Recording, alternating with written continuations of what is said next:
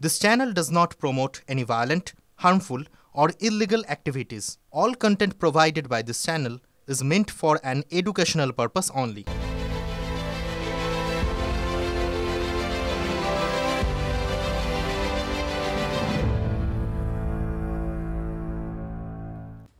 আর এবারে আমরা নজর রাখবো 10টি ব্রেকিং নিউজের দিকে।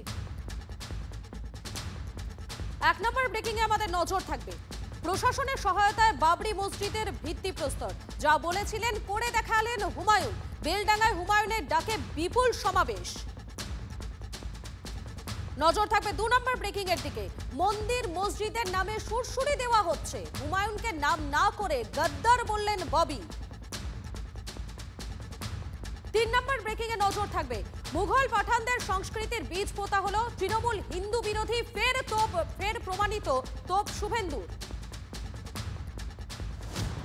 নজর থাকবে 4 নম্বর ব্রেকিং নিউজের দিকে।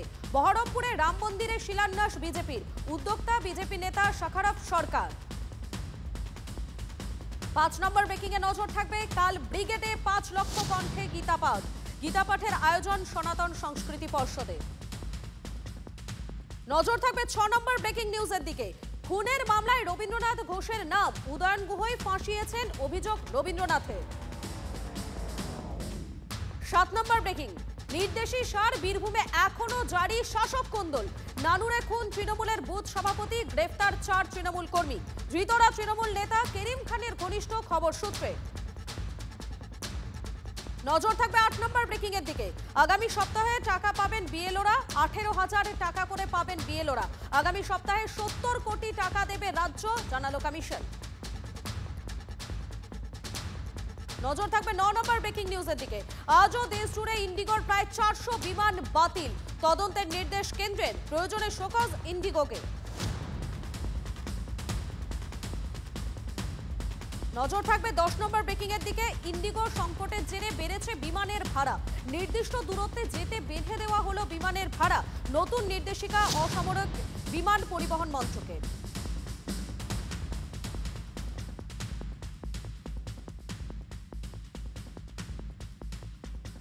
ফিরে এলাম ঠোটকাটা স্পেশাল নিয়ে। আজ 6 ডিসেম্বর। হাওয়া অফিস বলছে আজ সকালের তাপমাত্রা এই মরশুমের সব থেকে কম ছিল। টেম্পারেচারটা নর্মালের থেকে কম রয়েছে। গতকাল সেখানে কলকাতায় ছিল 17, কলকাতায় গতকালের তুলনায় আজকে 2.5 ডিগ্রি ফল করেছে। আজ 6 ডিসেম্বর কলকাতায় মঞ্চ বেঁধে সংহতি দিবস পালন করেছে তৃণমূল কংগ্রেস।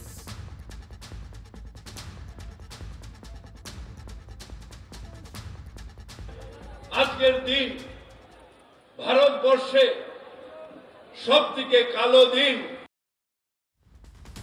মুখ্যমন্ত্রী সোশ্যাল মিডিয়ায় লিখেছেন, বাংলার মাটি একতার মাটি, এই মাটি রবীন্দ্রনাথের মাটি, নজরুলের মাটি, রামকৃষ্ণ বিবেকানন্দের মাটি।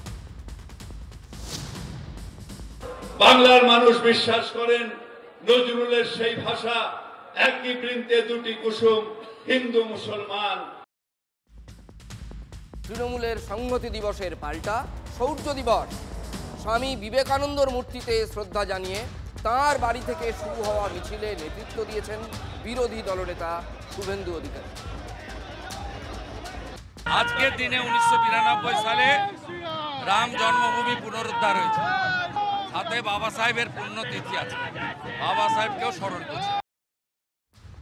কথায় কথায় আমাদের নেতারা আমাদের মনীষীদের নাম করেন, রবীন্দ্রনাথ, বিবেকানন্দ, রামকৃষ্ণ, সুভাষচন্দ্র, রামমোহন, বিদ্যাসাগর।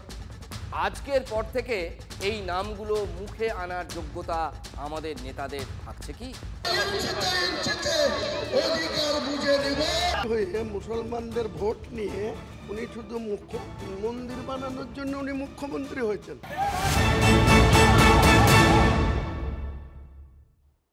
এক ধাক্কায় ফিরে চলে এলো 33 বছর আগের স্মৃতি। অনেক যন্ত্রণা বুকে নিয়ে যে স্মৃতি ভুলতে হয়েছে সারা দেশের বহু মানুষকে।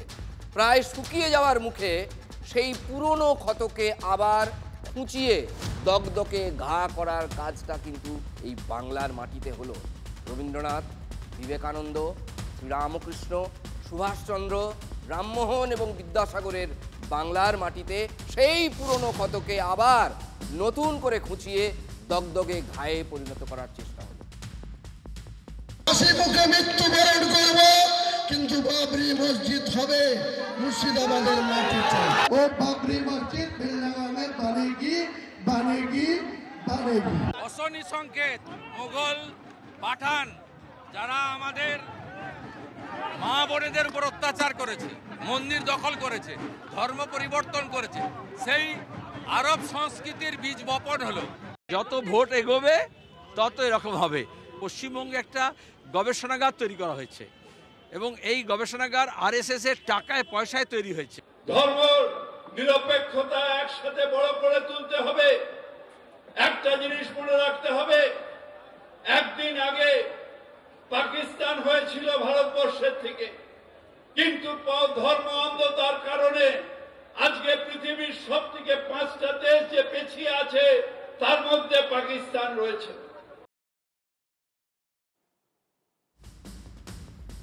ঠিক বলেছেন মাননীয় ফিরহাদ হাকিম, ঠিক বলেছেন। এটাই ধর্মনিরপেক্ষতার ম্যাজিক। সেই জন্যেই নানা ভাষা, নানা মত, নানা পরিধানের দেশ ভারত এগোচ্ছে সামনের দিকে। পাকিস্তানের মতো হচ্ছে না আমাদের দেশে। দেখুন, একটা মসজিদ তৈরিতে কারো আপত্তি থাকার কথা নয়, কেউ আপত্তি করেও নি। আপত্তিটা কিন্তু নামে। তাতে 33 বছর আগের সেই ঘা আবার দগদগে হয়ে ওঠার একটা সুযোগ থেকে যাচ্ছে। এটা কেন কেন এই সুযোগ দিলেন আপনারা? বাবরি মসজিদ করা অর্থাৎ সেই যে ধর্ম অন্ধতার যে ঘা, বাবরি মসজিদ ডেমোলিশনের মধ্যে দিয়ে ভারতবর্ষের নেতারা তখন বলেছিলেন ভারতবর্ষের সবথেকে কালো দিন, সেইটাকে আবার উস্কে দেওয়া। মাননীয় মহানাগরিক, আমি যা বলতে চাইছি আপনি তো আগেই সেটা বলে দিলেন। অনেকেই হয়তো তাই বলবেন, আপনার সঙ্গে সহমত, কিন্তু আপনাকেও কিছু প্রশ্নের উত্তর দিতে হবে। আপনাকে, আপনার দলকে, আপনার প্রশাসনকে, আপনাদের প্রশাসনকে। আচ্ছা, তাহলে বলুন তো, কেন বেলডাঙ্গায় বাবরি মসজিদ করার অনুমতি রাজ্য সরকার দিল? আপনি রেজিনগরে থাকেন, ভরতপুরের বিধায়ক, কেন বেলডাঙ্গায় বাবরি মসজিদ হবে? কারণ বেলডাঙ্গা কিছুদিন আগে কমিউনাল সেন্সিটিভ জায়গা ছিল এবং সেইখানে করলে রাইট লাগাতে সুবিধা হবে। বাড়ি তো ইয়েতে রেজিনগরে, বিধায়ক ভরতপুরের, তাহলে রেজিনগর বা ভরতপুরে মসজিদ নয় কেন? বেলডাঙ্গায় কেন? কারণ কার্তিক মহারাজের সাথে হাতে হাত মিলিয়ে দাঙ্গা লাগাতে সুবিধা হবে বলে। আমরা ঘুরিয়ে পেঁচিয়ে কোনো জিনিসকে দেখি না, একদম জীবনে সোজা ব্যাটে খেলা ভালো। কোটকাটাও সোজা ব্যাটেই এই প্রশ্ন করছে যে যেখানে বাবরি মসজিদ করলে, এই নামে কোনো মসজিদ হলে, আবার বলছি মসজিদ নয়, বাবরি নাম ব্যবহার করে কোনো মসজিদ হলে সেন্সিটিভ জোন, দাঙ্গা লাগতে পারে বলে রাজ্য প্রশাসনের একজন বড় মাথা ফিরহাদ হাকিম নিজেই আশঙ্কা প্রকাশ করছেন। সেখানে সরকার কেন অনুমতি দিল? হুমায়ুন তো অনেক আগে থেকে এই মসজিদ তৈরির পরিকল্পনা করেছিলেন। আমার যতদূর মনে পড়ছে রাফলি 1 ইয়ার, 1 বছর আগে। তিনি তখনও তৃণমূলে ছিলেন। বুঝিয়ে সুঝিয়ে তাকে নিরস্ত করতে পারেননি। দল কেন ব্যবস্থা তখন নেয়নি? কেন এত ল্যাজে খেলিয়ে তারপরে ব্যবস্থা হলো? সরকার ব্যবস্থা নেয়নি কেন? বিরোধীদের মিটিং করার অনুমতি যেখানে সহসা প্রশাসন, পুলিশ প্রশাসন দিতে চায় না, রোজ বিরোধী দলনেতাকে ছুটতে হয় কোর্টে। আমি কোনো ব্যক্তির কথা বলছি না, আমি বিরোধী দলনেতা চেয়ারের কথা বলছি। মানে যে বসবেন তাকেই যদি কোর্টে যেতে হয়, তার হয়েই এই কথাটা তুলব। শুভেন্দুবাবুর কথা নয়, যদি অন্য কেউ হতেন, আপনারাও যদি থাকতেন, যদি আপনাদের কোর্টে গিয়ে অনুমতি নিয়ে আসতে হতো, একই কথা ছোটকাটা এখানে দাঁড়িয়ে বলতো, কারণ ওটা একটা চেয়ার। অথচ হুমায়ুনের অনুষ্ঠান হলো বিনা বাধায়, উল্টে রাজ্য প্রশাসন, জেলা প্রশাসন, পুলিশ সব রকম সহযোগিতা করলো। তাহলে আপনাদের যে অবস্থান, তাতে কোথাও একটা বৈপরীত্য বা পরস্পর বিরোধিতা দেখছেন না দল আর সরকারের মধ্যে? পুলিশ বিনা অনুমতিতে সেখানে একটি 5 কাঠা জায়গার উপরে শিলান্যাস করতে দিচ্ছে। আমাদের মসজিদ নিয়ে কোনো আপত্তি নেই, 1000টা বানান, ধর্ম পালন করুন, কিন্তু বাবরের নাম নিয়ে আমাদের আপত্তি আছে। এবং আজকে প্রমাণ হয়ে গেল মমতা ব্যানার্জি কত বড় তোষণবাজ, কত বড় হিন্দু বিরোধী, কত বড় ভারতীয় সংস্কৃতির বিরোধী। এগুলো সব তৃণমূল পার্টির ক্রিয়েশন। তৃণমূল পার্টি নেত্রী মমতা ব্যানার্জি সে নিজেকে বড় হিন্দু প্রমাণ করার জন্যে সে পুরী থেকে জগন্নাথ দেবকে নিয়ে আসছে পশ্চিমবঙ্গে। এখানে বাবরের সরকার চলছে, মৌলবাদীদের সরকার চলছে, ধর্মান্ধদের সরকার চলছে, হিন্দু বিরোধীদের সরকার চলছে। পথ দেখিয়েছে মমতা ব্যানার্জি, আর তার দলের এমএলএ সেই পথ অনুসরণ করে সেও বলছে যদি পুরী থেকে মন্দির নিয়ে আসা যায় দীঘার তটে, তাহলে আবার বাবরি মসজিদই বা কেন নিয়ে আসা যাবে না? শুভেন্দু অধিকারী বেশি সনাতনী হিন্দু, বেশি বড় হিন্দু, না মমতা বন্দ্যোপাধ্যায় প্রতিযোগিতা শুরু করেছেন সরকারি টাকা দিয়ে বিভিন্ন জায়গায় মন্দির, ওই জগন্নাথ মন্দিরকে উড়িষ্যা থেকে টেনে নিয়ে এসছে, তারপরে কি মন্দির করবে? নিউ টাউনে স্বাস্থ্য ভবন হওয়ার জায়গা ছিল ঠিক ওয়েস্টিন হোটেলের উল্টো দিকে, ইকো পার্কের 1 নম্বর গেটের কাছে। তাই দেখুন গা তো 8টা-10টা জেসিপিতে তোড়জোড় করে কাজ চলছে, সেখানে মন্দির বানাবে। তাহলে উনি মুখ্যমন্ত্রী হয়ে মুসলমানদের ভোট নিয়ে উনি শুধু মন্দির বানানোর জন্য উনি মুখ্যমন্ত্রী হয়েছেন। অর্থাৎ মমতা ব্যানার্জির রাজনৈতিক ভাবনার গর্বে আজকে এই ভাবনাকে লালিত পালিত হতে আমরা দেখেছি। এত নাটকবাজি এই মহিলা এই বাংলার সর্বনাশের সবথেকে বড় কারণ, ইতিহাস মিলিয়ে নেবেন আপনারা। হুমায়ুন কবিরের বিরুদ্ধে যদি আদালত নির্দিষ্টভাবে বলে সরকার নিশ্চয়ই ব্যবস্থা নেবে। এটা আদালতের কাজ নয়, এটা রাজ্য সরকারের কাজ। রাজ্য সরকার যদি আপত্তি জানাতো তাহলে আদালত এই কথা বলতো না যে না ওটা করতে দিতে হবে। রাজ্য প্রশাসনের মধ্যে রাজ্য কখনোই কিন্তু কোর্ট ঢোকে না, এটাই নিয়ম এবং এটাই সচরাচর হয়। রাজ্য সরকার কোনো আপত্তি করেনি, লজিকটা এখানে। কর্তা এই যে আপনি বললেন এই কথা শুই না, ঘোড়ায়ও হাসবো, ঘোড়াতেও হাসবে। আচ্ছা বলুন তো, কোন কোর্ট নির্দেশ দেয় যে শুভেন্দু অধিকারীদের মিটিং করতে বা মিছিল করতে না দেওয়া হোক? কোনো কোর্ট নির্দেশ দেয়? আপনারা তো বাধা দেন। কোন কোর্টের নির্দেশ মেনে দেন? কোন কোর্টের নির্দেশে যাদবপুর বিশ্ববিদ্যালয়ের অধ্যাপক অম্বিকেশ মহাপাত্র, বিনপুরের দিনমজুর শিলাদিত্য চৌধুরীকে গ্রেফতার করা হয়েছিল? কিংবা কোন কোর্টের নির্দেশে টেনে হিচড়ে তুলে নিয়ে যাওয়া হয়েছিল নওশাদ সিদ্দিকীকে, একজন এমএলএ? হুমায়ুন এগোলে কি তৃণমূলের লাভ? রাজ্যের মুখ্যমন্ত্রী হয়ে খেলছেন হুমায়ুন কবির।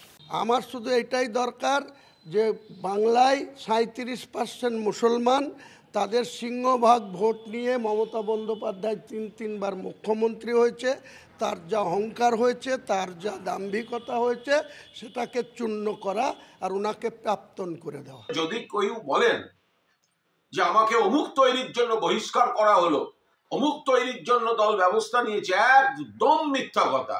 মন্দির, মসজিদ, গির্জা বা যেগুলি আরাধ্য স্থান বা যেগুলি পবিত্র স্থান, সেগুলির জন্য তৃণমূল কংগ্রেস ব্যবস্থা নেয়নি। দলগতভাবে কুণালদাও যেটা বলেছে, আমিও একই কথা বারবার করে বলছি, দলবিরোধী কাজে হুমায়ুনকে সাসপেন্ড করা হয়েছে, তার সাথে মসজিদের কোনো সম্পর্ক নেই। দল বিরোধী কাজের জন্য, কিন্তু আপনারা যদি বলেন দল বিরোধী কাজের জন্য সাসপেন্ড করা হয়েছে, সেটা গোল গোল করে বললে হবে না তো। সাসপেন্ড যখন করছেন জনতাকে তো স্পেসিফিক কারণটা জানাতে হবে, সেটা বলতে পারছেন না। আসলে সবাই সত্যিটা জানে। তৃণমূলের 2 মুখপাত্র বলছেন কি বলুন তো, আমি অবাক হয়ে যাচ্ছি। যারা দেখছেন টোটকাটা তারাও অবাক হয়ে যাচ্ছেন। শুনুন, গত পরশু হুমায়ুনকে সাসপেন্ড করার সময়ে কোন কথা জানিয়ে কি বলেছিলেন ফিরহাদ হাকিম, রাজ্য মন্ত্রিসভার এই মুহূর্তের নাম্বার 2। শুনুন তো। অদ্ভুতভাবে দেখা গেল যে আমাদের একজন সঙ্গী মুর্শিদাবাদে, তিনি থাকেন রেজিনগরে আর ভরতপুরের তিনি বিধায়ক, হঠাৎ করে বাবরি মসজিদ তৈরি করব। বাবরি মসজিদ করা অর্থাৎ সেই যে ধর্ম অন্ধতার যে ঘা, বাবরি মসজিদ ডেমোলিশনের মধ্যে দিয়ে ভারতবর্ষের নেতারা তখন বলেছিলেন ভারতবর্ষের সবথেকে কালো দিন, সেইটাকে আবার উস্কে দেওয়া। আবার 6 তারিখেই বা কেন?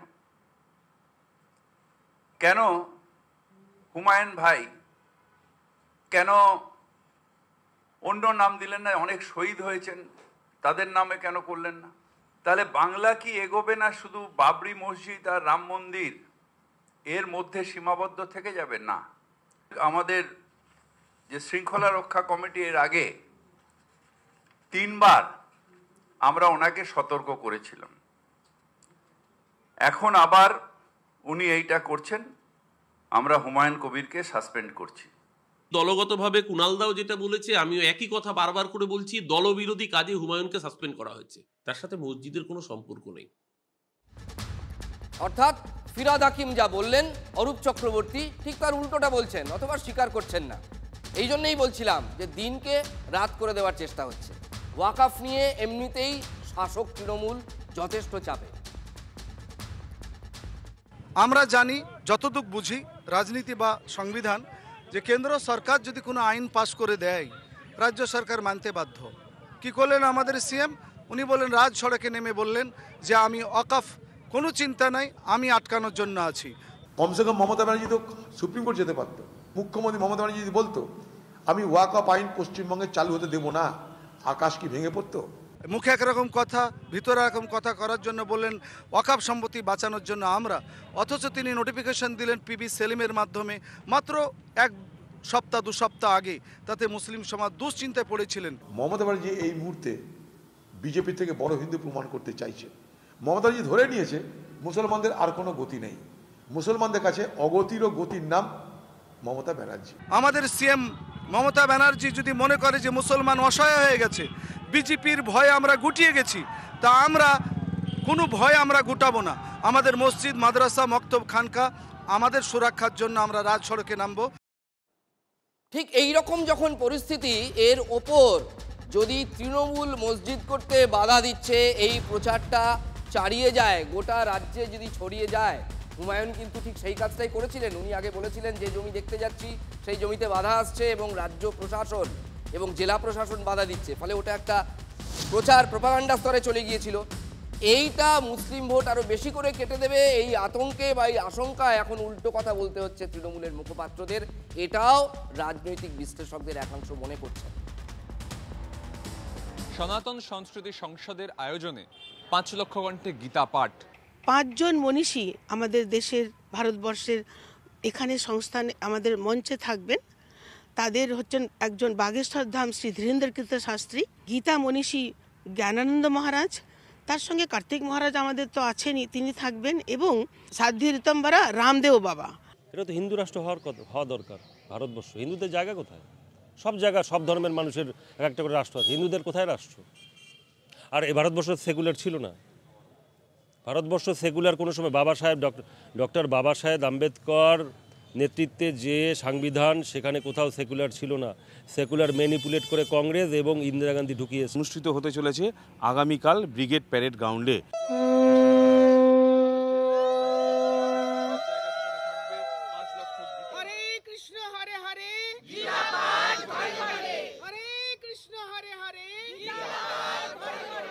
লক্ষ লক্ষ লোক একসাথে গীতা পড়াতে হবে কেন? ঘরে ঘরে গীতা পড়ো, যার ভালো লাগবে, যার ভালো লাগবে কোরআন পড়ো। কে মানা করেছে? বাইবেল পড়ো। গীতা কখনো রাজনৈতিক অস্ত্র হতে পারে না। ঈশ্বরই এই ধর্ম আচরণের নাম করে রাজনীতিকারীদের সমূলে বিনাশ করবেন।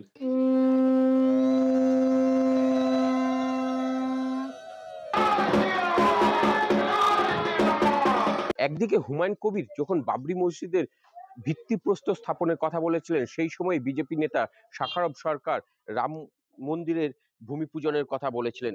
তারপরে আজ সেই 6 ডিসেম্বর একদিকে যখন হুমায়ুন কবির তার ভিত্তিপ্রস্তর স্থাপন করছেন, অন্যদিকে রাম মন্দিরের যে শিলা, সেই শিলার পূজন কিন্তু সম্পন্ন হলো। এই মুহূর্তে বহরমপুরের যে মনীন্দ্রনগর এলাকা রয়েছে, পশ্চিম বাংলাতেও অনেকের বাড়িতে শিলা পূজা হবে। সেই শিলা থেকেই আমাদের এই বহরমপুর শহরে সেই শিলা অর্থাৎ ইট আসবে। সেই ইট দিয়ে অর্থে আমাদের এখানে রাম মন্দির তৈরি হবে। ভালো তো, ধর্মগ্রন্থ যত বলবে তত মানুষ শুদ্ধ হবে, কারণ কোনো ধর্মই বলেনি কাউকে ঘৃণা করতে। কিন্তু এখানে সব রাজনীতির বাজারে ধর্মকে সামনে রেখে ভোট হচ্ছে। এটা হলো নিউটনের 3য় গতিসূত্র। সমস্ত ক্রিয়ার সমান এবং বিপরীতমুখী প্রতিক্রিয়া থাকে।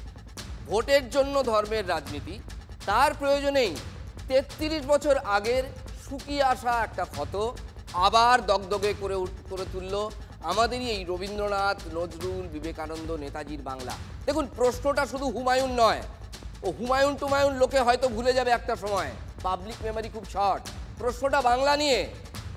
আজ গোটা বাংলার দিকে এখন গোটা দেশের নজর একটাই কারণে, তার কারণ এখানে একটা ধর্মীয় অদ্ভুত টাসেল চলছে, মন্দির মসজিদের টাসেল চলছে, এবং একটা দগদগে ক্ষত, যেটা বারবার বলছি, যেটা নিয়ে খুব বেশি প্রকাশ্যে আলোচনা বারবার এই নামটা নিয়ে না করাই ভালো। যেটার একটা নিষ্পত্তি হয়েছে, দেশের সর্বোচ্চ আদালত যার নিষ্পত্তি করে দিয়েছে, কোনো ব্যক্তির তাতে ব্যক্তিগত আপত্তি থাকতেই পারে, কিন্তু প্রশ্নটা হচ্ছে আদালত যেটা ডিসাইড করে দিয়েছে সেটা গোটা দেশবাসী ফাইনালি কিন্তু মেনে নিয়েছে। দু একটা হৃদয়ে কোনো ব্যথা থাকলেও থাকতে পারে। প্রশ্নটা হচ্ছে সেই সময়ের যে একটা খারাপ অধ্যায় দেশ দেখেছিল, সার ঘেঁটি ধরে সেই কেয়ার হৃদয় খুঁড়ে বেদনা জাগাতে চায়, সেটাকে নতুন করে আবার না নড়ালে চলছিল না এদের রাজনীতিতে। এই লজ্জাটা কিন্তু বাংলাকে বয়ে বেড়াতে হবে। আমি আবার বলছি, হুমায়ুন ব্যক্তি এখানে বড় কথা নয়, গোটা ভারত বলবে যদি এখান থেকে ভবিষ্যতে কোনো অশান্তি হয় তাহলে তার দায় বাংলার ঘাড়ে এসে বর্তাবে। ফলে বাংলার নাগরিক হিসেবে এইখানে আমাদের উদ্বেগ। তখন ঢাকা পড়ে যাবে, এবং এখনও পড়ে যাচ্ছে সাধারণ মানুষের এবং জীবনের রুজি রুটির প্রত্যেক দিনের যে নিত্য প্রয়োজনীয় যে সমস্যাগুলো, নিত্য প্রয়োজনীয় যে চাহিদাগুলো, সেইগুলো চাপা পড়ে যাচ্ছে। আলোচনা দেখুন কোন দিকে চলে যাচ্ছে। দর্শকদের বলবো একটাই অনুরোধ আমাদের, যে আপনাদের মধ্যে থেকেই আমরা আমাদের মাইক বাড়িয়ে জিজ্ঞেস করেছিলাম আপনারা কি চান। দেখুন তো আপনাদের মধ্যেই কিছু মানুষ কি উত্তর দিয়েছেন। যে কেন কলকারখানা নেই সেটা সরকার কৈফিয়ত দেবে, এবং স্বাস্থ্য দিকে আজ পিছিয়ে কেন। আমাদের যেটা দরকার হাসপাতাল, এসবগুলো আমাদের প্রয়োজন। বহরমপুর যেতে যে আমাদের মা বোন মরে যায়, এইগুলো আমাদের দরকার। নামে বহরমপুর মেডিকেল হসপিটাল, কেন সেখানে ডাক্তার থাকে না ঠিক মতো? নামে বহরমপুর মেডিকেল হসপিটাল, কেন বেড থাকে না? একটা বেডে ডবল রুগী কেন থাকবে? মসজিদ যেমন প্রয়োজন আছে গ্রামে লোকেরা করছে, কিন্তু শিক্ষা প্রতিষ্ঠান, স্বাস্থ্য কেন্দ্র অতি প্রয়োজন। স্কুল কলেজ হলে আমাদের আরো ভালো হবে, শিক্ষা প্রতিষ্ঠান আরো ভালো হবে। শিল্পে খরা বাংলায় শিল্প কেন? শিল্প নেই, স্বাস্থ্য নেই, শিক্ষা নেই, কিছুই নেই। শুধু লুট আছে, চুরি আছে, দুর্নীতি আছে। এই বাংলায় আর কি আছে? তাই ভোটের আগে কখনো এনআরসির গল্প হয়, ভোটের আগে কখনো এসআইআর গল্প হয়, ভোটের আগে কখনো সাম্প্রদায়িক বিভাজনের গল্প হয়। এটাই তো বাংলা দেখে এসছি আমরা। রাজ্যেরও মুখ্যমন্ত্রী তিনি কি করে ফেলছেন, সরকারি তহবিল থেকে মন্দির করছেন। যেহেতু আমরা কোনো মন্দিরের বিপক্ষে নই, কিন্তু সরকারি তহবিল থেকে করা যাবে কি না এটা আমার সন্দেহ আছে, যে সংবিধান স্বীকৃতি দেয় কি না। কিন্তু এটা রাজনৈতিক একটা প্রপাগান্ডা, তাতে অন্যরাও প্রভাবিত হচ্ছে। মুসলমানদেরও কোথাও মনে মনে হচ্ছে যে মণ্ডপে টাকা দিচ্ছে 1,10,000 করে, জগন্নাথ মন্দির করছেন, মহাকাল মন্দিরের জন্য শিলিগুড়িতে ঘোষণা করেছেন, আমাদের কলকাতা পিওর জায়গাতে 15 বিঘা তিনি জমি দিচ্ছেন।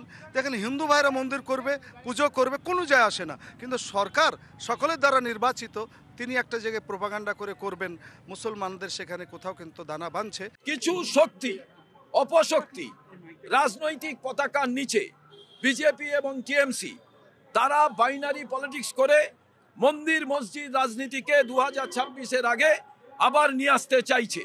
বাবরি মসজিদ তৈরি করে দিয়ে পশ্চিমবঙ্গের জ্বলন্ত সমস্যার থেকে, জনরোষ থেকে তৃণমূল কংগ্রেস মুক্তি পাবে না, আর পশ্চিমবঙ্গের বৃহত্তর জনসমাজও চুপ করে বসে থাকবে না।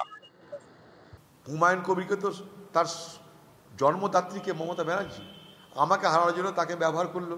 সে হুমায়ুন কবির আজকে বলছে সেটা, যে হিন্দু মুসলমান দাঙ্গা করিয়ে অধীর চৌধুরীকে হারানোর ব্যবস্থা করেছি আমি। মুখ্যমন্ত্রী কথাই করেছি। একটা রাজ্যের মুখ্যমন্ত্রী নিজে যদি দাঙ্গা লাগায় ভোটে হারানোর জন্যে, তাহলে সেই রাজ্যের মুখ্যমন্ত্রীর প্রতি মানুষের কোনো ভরসা বিশ্বাস থাকবে?